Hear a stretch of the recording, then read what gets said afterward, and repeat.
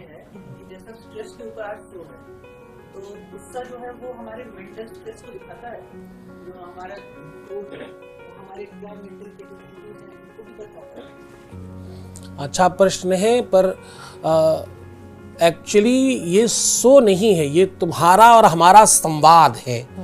भारतीय परंपरा में जितने ग्रंथ हैं सब में संवाद है। इतना बेबाक कहीं कुछ और है? आपका धर्म इकलौता विश्व का ऐसा धर्म है जिसमें कुछ भी पूछने की अभिव्यक्ति है। गीता में अर्जुन पूछ रहे हैं, कृष्ण बता रहे हैं। रामायण में माता पार्वती पूछ रही, भगवान शंकर बता रहे हैं। जितने ग्रंथ आप जानते होंगे सब में कोई पूछ रहा है, कोई बता रहा है। यहां पूछने की अभिव्यक्ति है और पूछने वाला एक नियम का पालन करता है। ये इसलिए बता रहा हूं ताकि तुम सब लोग पूछ पाओ और उसके बाद जो पूछो उसका मतलब लेकर जाओ। पूछने वाले के लिए एक नियम है, जो बताया जाएगा उसको ही सर्वश्रेष्ठ मानना है, तभी पूछना होता है। भगवान कृष्ण ने गीता का ज्ञान तमाम लोगों को दिया, युधिष्ठिर को, कर्ण को, दुर्योधन को, बहुत सारे तमाम लोगों को दिया, पर मिला नहीं किसी को। मिला किसको? अर्जुन को। क्यों मिला अर्जुन को? क्योंकि अर्जुन कहते थे शिष्यस्ते हम साधुनाम त्वाम प्रपन्नाम, मैं तुम्हारा शिष्य हूं और तुम मेरे गुरुजी हो, तुम जो कहोगे वही आखिरी सत्य है। तो जब उस भाव से सुनोगे तो आपको समझ में आएगा। अब क्रोध, ये इतना बढ़िया प्रश्न आपने किया है। 140 करोड़ देशवासी और ज्यादा हो गए अभी अपने यहाँ, बढ़ रहा है रोज करोड़, 44 हो गया। अच्छा, 144 करोड़ देशवासी हैं अपने यहाँ और सबको ये समस्या है कि क्रोध, ये जो शब्द है ना, ये अगेन हम पर थोपा गया है। ये भी कुछ नहीं होता। आप कहोगे, आप कहते हो कुछ भी जब होता ही नहीं है तो होता क्या है? तो कुछ तो होता है। शरीर की अपने गुणधर्म है। तुम पढ़े लिखे हो इसलिए ऐसे बता रहा हूं, कोई सामान्य व्यक्ति होता तो अलग तरीके से बताता। शरीर के अपने गुणधर्म है। गुणधर्म का मतलब समझते हो? नेचर, स्वभाव। आपने कोई मशीन बनाई, उसका एक नेचर है, उसका एक स्वभाव है। आपने लाइट देखी, उसका एक नेचर, उसका एक स्वभाव है। प्लग लगाओ वो जल जाती है। ऐसे शरीर के गुणधर्म है।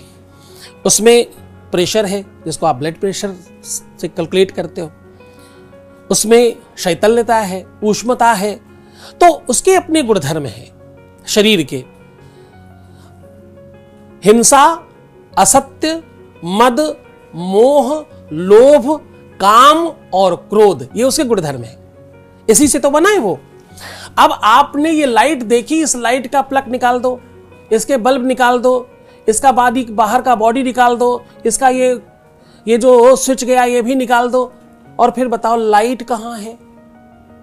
फिर लाइट किधर है? हमारे यहां कई चीजों में बार बार हमें भ्रमित किया गया, ग्रंथों को बदला गया, बातों को बदलकर अलग तरीके से सिखाया गया। क्रोध कभी भी समाप्त नहीं हो सकता, गुणधर्म है मेरे शरीर का। क्रोध समाप्त होगा तो मैं समाप्त होऊंगा। मेरा नेचर है, मेरा स्वभाव है। शेर अपने स्वभाव में जीता है, गीदड़ अपने स्वभाव में जीता है। उसका नेतृत्व है, उसका व्यक्तित्व है, उसकी निजता है, वही समाप्त हो गई। प्राण ही चले गए शरीर से तो शरीर में क्या बचेगा? अब ज्यादातर लोग बोलते हैं हिंसा, असत्य, मद, मोह, लोभ और काम, क्रोध, ये सब छोड़ दो, तो कहां ऊपर चले जाए क्या?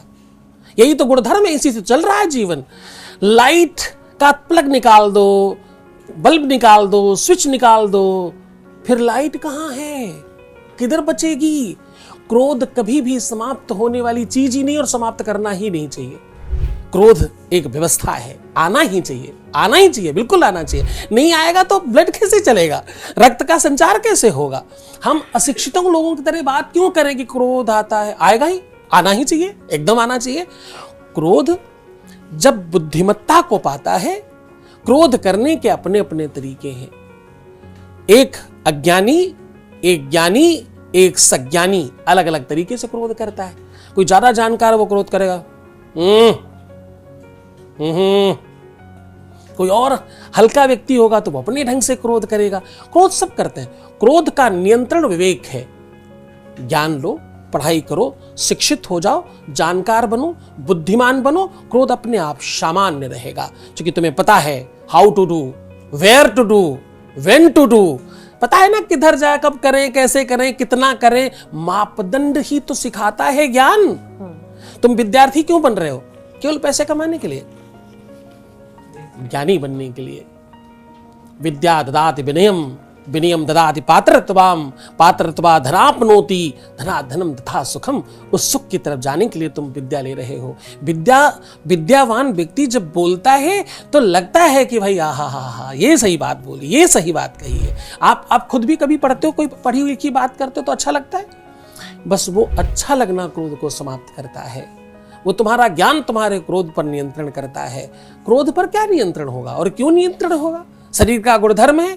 शरीर से हाथ काट दो, पैर काट दो, सर हटा दो, फिर कौन बचा? तो कभी भी कोई भी उसका पार्ट है। ओवरऑल कहने का मतलब क्रोध कभी भी समाप्त न होता है, न होना चाहिए, न इस तरह से सोचना चाहिए। मूर्खों की तरह क्यों चिंतन करना, बुद्धिमानों की तरह चिंतन करना है। हम सब विश्व गुरु भारत बनेगा कैसे? गुरु बनने के लिए क्या करना है? पढ़ना है।